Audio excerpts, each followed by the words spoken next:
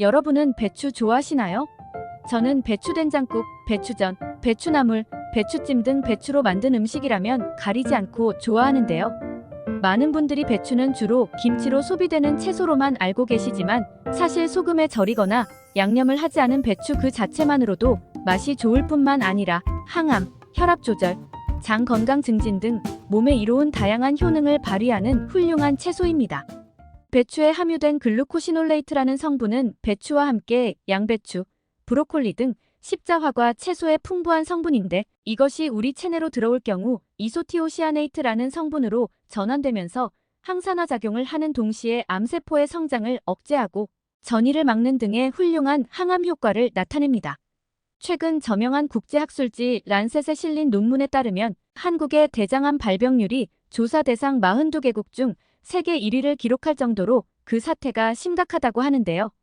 요즘에는 햄이나 소세지, 베이컨 등의 가공육과 함께 직화해 구워 먹는 붉은 육류 섭취가 늘고 여기에 더해 음주, 흡연, 비만, 운동 부족 등으로 인해 날이 갈수록 암 환자 수가 늘고 있다고 합니다.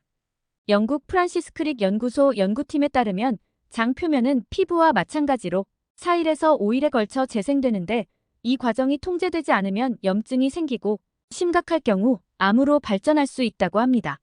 이때 평소에 먹는 식단에 배추 같은 십자화과 채소만 더해져도 채소를 씹을 때 나오는 인돌스리카비놀이라는 화학 물질이 장 내부의 염증을 방어하는 면역세포에 긍정적인 영향을 줘서 암을 예방하는 데 도움이 된다고 합니다.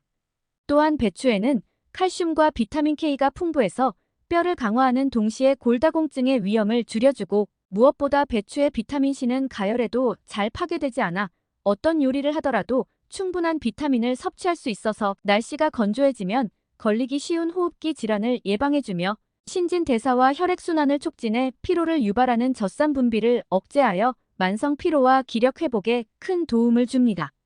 하지만 이렇게 보약보다 좋은 배추에도 같이 먹으면 건강을 해치는 음식들이 있다는 사실 알고 계셨나요? 안녕하세요. 새마을 정보입니다. 오늘은 많은 사람들이 즐겨 먹는 배추와 함께 먹으면 독이 되는 음식에 대해 알아보겠습니다. 배추가 독이 되는 경우 첫 번째는 배추를 생으로 먹는 것입니다. 입맛 없을 때 쌈배추에 쌈을 싸서 한 그릇 뚝딱 하시는 분들 많으시죠? 그런데 혹시 이렇게 생으로 쌈을 드실 때 농약이 걱정되지는 않으신가요? 실제로 배추에는 살충제인 다이아지논과 살균제 프로시미돈 등의 농약이 많이 검출되기도 하는데요. 이러한 농약들이 단순히 인체에 해로울 뿐만 아니라 심지어 암을 유발하거나 뇌에도 영향을 끼칠 수 있기 때문에 섭취할 때 반드시 주의가 필요합니다. 이 때문에 배추를 안전하게 섭취하기 위해서는 우선 세척 방법이 중요한데요. 농촌진흥청의 연구 결과에 따르면 배추 같은 엽채소류를 씻을 때는 흐르는 물에 한 번 씻는 것보다 물을 받아 2번에서 3번 정도 씻는 것이 잔류 농약 제거 효과가 많게는 2배까지 높아지고 세척 시간도 절약되는 것으로 나타났습니다. 또한 씻는 물에 소금이나 주방용 중성세제를 첨가하면 제거 효과가 높았으며 특히 중성세제를 사용할 경우 농약 종류나 성분에 따라 최고 2배까지 제거 효과가 높게 나타나기도 했습니다. 김치처럼 발효시키는 음식의 경우 배추를 절이는 단계에서도 소금물로 인해 배추 속 수분이 삼투압 현상으로 빠져나가면서 농약이 어느 정도는 제거되는 것으로 나타났는데요. 발효 과정에서 유기산과 젖산균 등의 효소나 미생물에 의해 농약의 분해가 이루어져서 발효 4주 후부터는 거의 모든 농약이 제거된 것으로 나타나기 때문에 김치에 대한 농약 걱정을 하지 않으셔도 좋은데요. 하지만 생으로 드실 때만큼은 잔류 농약이 남아있을 수 있기 때문에 반드시 꼼꼼하게 씻어서 드시는 것이 좋겠습니다. 배추가 독이 되는 경우 두 번째는 갑상선이 약하신 분들입니다. 배추 같은 십자화과 채소에는 글루코시놀레이트라는 성분이 풍부하게 함유되어 있는데요. 글루코시놀레이트는 노화를 촉진하는 활성산소를 억제하고 암과 관련된 호르몬의 생성을 억제해 발암물질을 막고 종양의 성장을 막아 항암제 역할까지 하는 든든한 성분입니다. 하지만 문제는 이 성분이 갑상선이 약하신 분들에게는 오히려 독이 된다는 것인데요. 글루코시놀레이트가 우리 몸에서 분해되는 과정 중에 고이트로젠이라는 성분으로 바뀌는데 이 성분은 갑상선 호르몬을 만드는데 반드시 필요한 영양소인 요오드의 흡수를 방해하고 갑상선 호르몬의 생성을 억제하여 갑상선이 비정상적으로 작용하게 만듭니다. 안 그래도 갑상선 호르몬이 부족한 환자들에게는 오히려 증상이 악화될 수 있다는 것인데요. 갑상선 호르몬이 부족하면 갑상선 기능이 저하되고 갑상선 기능 저하증이 발생할 수 있으며 추위를 잘 타고 땀이 잘 나지 않으면서 피부는 건조하고 창백하며 얼굴과 손발이 붓는 등의 증상이 나타나고 심할 경우 갑상선의 크기가 비정상적으로 커지면서 갑상선 종이 생길 수 있습니다. 암연구 분야에서 가장 권위 있는 저널, 암의 원인과 통제 저널에서 발표된 연구에 따르면 요오드 결핍이 있는 여성의 경우 십자화과 채소 섭취가 갑상선암 발병 위험을 높이는 것으로 나타났습니다. 따라서 갑상선 질환을 앓고 있는 분이나 갑상선 관련 질환 가족력이 있는 분들은 배추 섭취에 주의가 필요한데요. 갑상선에 문제가 있는 경우 배추의 하루 섭취량은 성인 기준으로 반컵에서 한 컵 정도가 적당하며 고이트로겐 성분은 물에 삶거나 데치면 함량이 어느 정도 감소하기 때문에 되도록 생으로 먹기보다는 익혀서 드시는 것이 가장 좋습니다.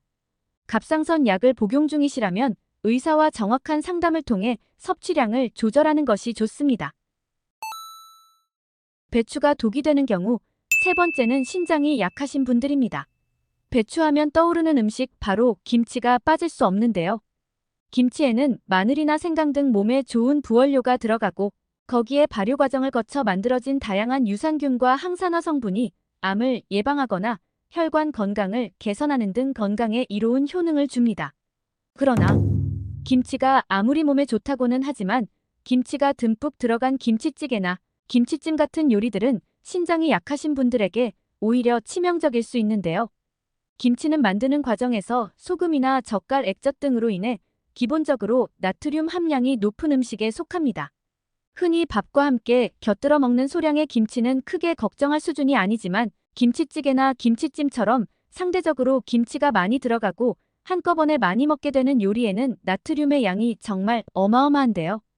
김치찌개 1인분의 경우 약 1962mg의 나트륨이 포함되어 있는데 이는 한국 성인의 하루 나트륨 권장량의 무려 98%에 해당하는 수치입니다. 나트륨을 많이 먹게 되면 신장에서 소변으로 나트륨 배설을 증가시키는데 나트륨이 배출될 때 칼슘이 함께 배출되어 혈액 내 부족한 칼슘 보충을 위해 뼈 속에 칼슘을 배출시켜 골감소증, 골다공증 같은 뼈 질환의 위험이 높아지게 됩니다. 더불어 이 과정에서 신장에 부담을 주어 신장이 좋지 못한 분들은 신장 기능이 더욱 악화될 수도 있습니다. 또한 김치가 많이 들어간 요리는 칼륨 수치도 무시할 수 없는데요. 김치찌개 1인분에는 칼륨이 약 639mg 적지 않은 양이 들어있는데 여기에는 배추만 아니라 고춧가루, 돼지고기 등 다양한 식재료가 더해지면서 칼륨 함량이 더욱 높아지는 요리가 만들어질 수밖에 없습니다. 신장이 안 좋은 분들에게는 이처럼 칼륨 함량이 높은 음식은 그야말로 독이나 마찬가지이기 때문에 되도록 섭취는 피하는 것이 좋은데요. 신장이 건강하더라도 이렇게 맵고 짠 음식들을 자주 먹으면 건강상 이점보다 오히려 건강을 망칠 수 있기 때문에 가급적 자주 먹는 것은 피하는 것이 좋겠습니다.